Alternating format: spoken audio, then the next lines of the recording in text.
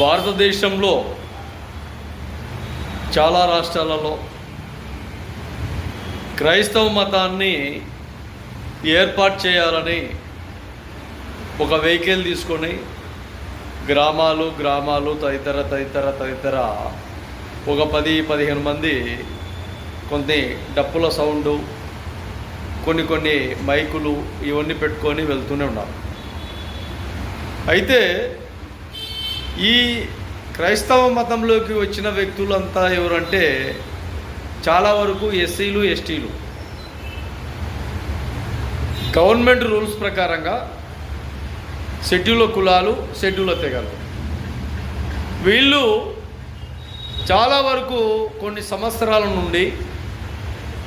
గుడులలోకి రానికుండా, ఆలయాలలోకి రానికుండా, ఆంజనేయ స్వామి గుడిలోకి రానికుండా, సీతారాముల కళ్యాణ ఉత్సవాలకు రానికుండా,